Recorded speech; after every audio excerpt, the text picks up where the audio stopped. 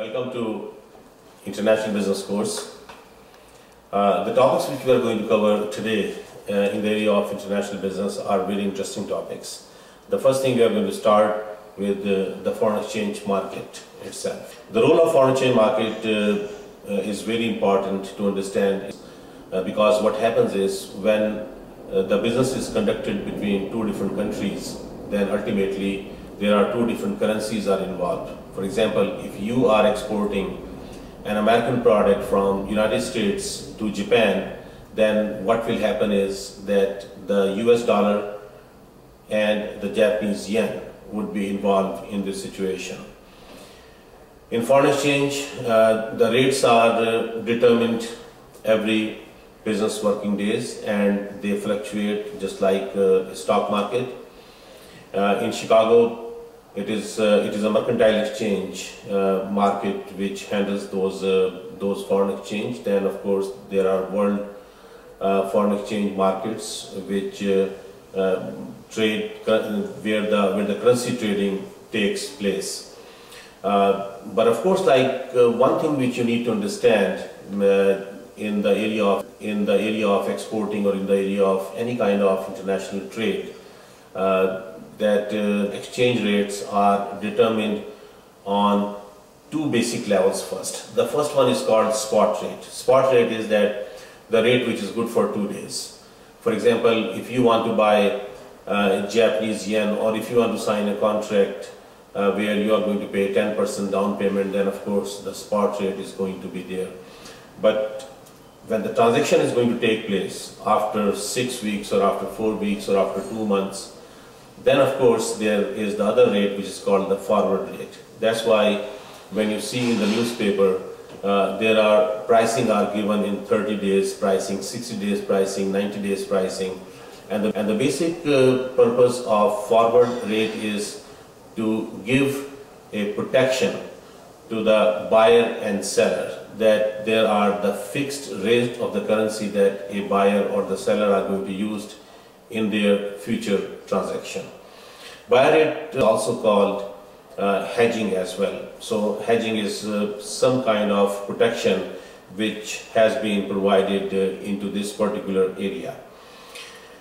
The next area, of course, we move into that international financing is, I did to touch base before, was on the IMF and the World Bank. IMF and World Bank were created after Second World War under that Bretton Woods Agreement.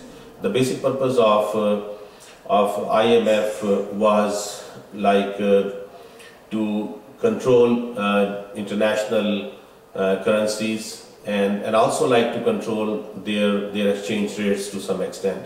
But at the same time, the basic purpose was to provide financing to the countries for their developmental projects. And on the other side, of course, like the World Bank provides financing for economic development economic development or infrastructure development projects as well. But of course, like these are they both go hand in hand over the period of time. From there, then we move into the strategy of international business. And when we talk about the strategy of international business, just try to understand is that like the bottom line for every single multinational corporation is profitability. And then the second thing is the value creation of its products and services like they offer.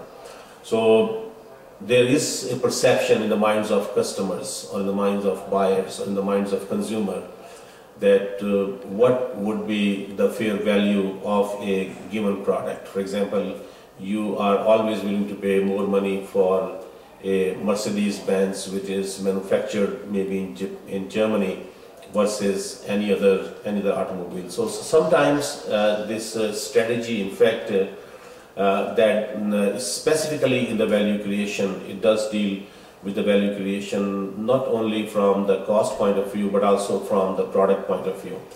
But then, of course, when we talk about the production, then what happened is that like the companies, they also want to create a value in production as well. So they would like to get their product manufactured in the countries who have already skill and already technology and already built-in infrastructure. So these are the strategies that organizations like they use over the period of time, and of course, like logistics does play a major role into this area, because what happens is that, for example, components may be manufactured in Asia, and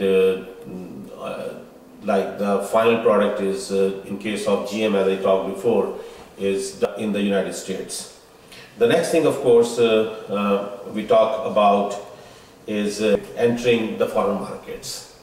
How the companies they enter into the foreign market. What you are doing, a very first step of entering into the foreign market, which is by exporting.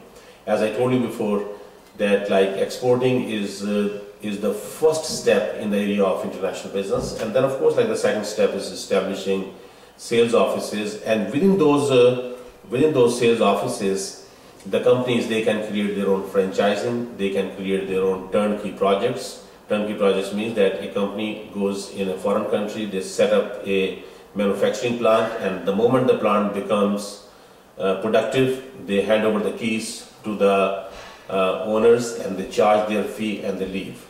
And then there are some licensing agreements. For example, like some products are manufactured by a brand name owner. For example, Levi's jeans can get their product manufactured by some manufacturing company in China, and that manufacturing company in China is going to put like the Levi's name on their production. So this is also what we call it a marriage of convenience, in a way that the Chinese manufacturer, they don't have to worry about branding and the marketing, whereas the Levi's, as a brand owning company or as a marketing organization, they don't have to worry about setting up a production facility or dealing with the labor issues in a foreign country.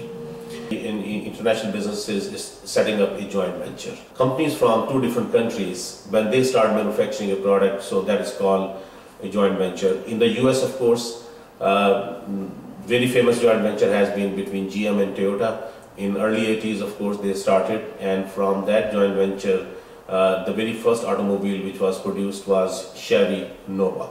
Nowadays, it is the Chevy Geo, which has been produced by the joint venture of Toyota and GM.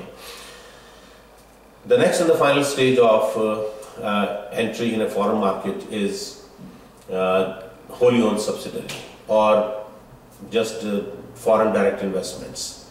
The best example I always give in this area is that in the US, you might have seen that Toyota has very heavily invested into the United States. They purchased land, they built structure, they brought all the equipment and machinery, and 100% now Toyota is manufactured in the USA. So that is the best example of wholly owned subsidiary, of course, of Toyota. Toyota, which has headquarters in Japan, but they have their subsidiary in the United States. Another example you will find out is that rather the subsidiary is doing what is that they are now manufacturing automobiles in the US and selling in foreign countries. For example, American-made automobiles now are sold back into Japan and as well as in South America. The next area we move is when we talk about the global production, distribution and logistics. It has become, in fact, like one of the major component in international business practice. Almost every single brand name, they are getting their components manufactured in multiple countries, and they are getting their product assembled finally in one particular given country.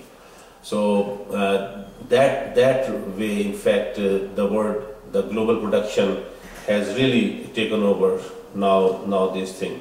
In global production, basically, like organizations, they look into that how a country where they are going to manufacture a product does have the infrastructure, skilled labor force, technology, and of course like some capital to support their business needs. But this is one of the area where like certain standards has been established. Basically, you might have like seen some standards like a Six Sigma is statistical standard, or TQM, total quality management. JIT, just in time, all these which you might have learned in your production management class. But there is one standard which I would like to explain to you right now, that is called ISO 9000.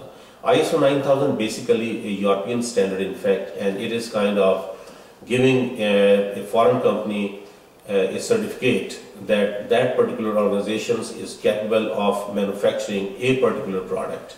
So ISO certification could be given into any kind of manufacturing, from beverages to chemicals to pharmaceuticals to personal care.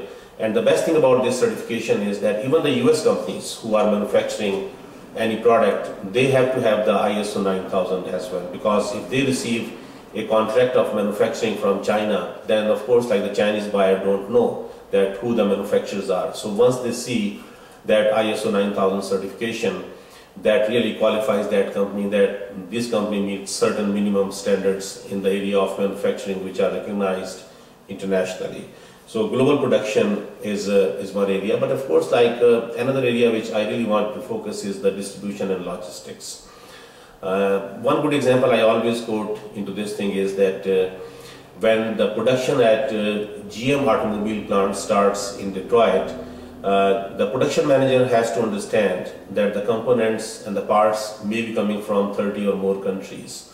So ultimately what happens is there is an element of global production, there is an element of global distribution also, that all the parts, they have to come from different parts of the world, has to be delivered at a plant in Detroit on a particular given date and a particular given time, so that the production, or in this particular case we can say the assembly of an automobile could take place. So understanding of global logistics also becomes very important. And when we talk about the global logistics, then there are multiple ways that the product move globally. Of course, by air, by sea, by road, by rail, and if it is liquid or gas shaped, then by pipe. There are many villages in Africa and Asia where there are no transportation system or no link to the roads, and ultimately buyers from those areas, they take all their daily needs product through the use of carts or animal. We got to understand that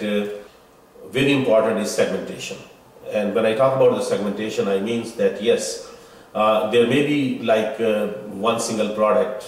In this case, for example, we can say a Toyota car or GM car, or maybe a beverage, or maybe a pharmaceutical or whatsoever.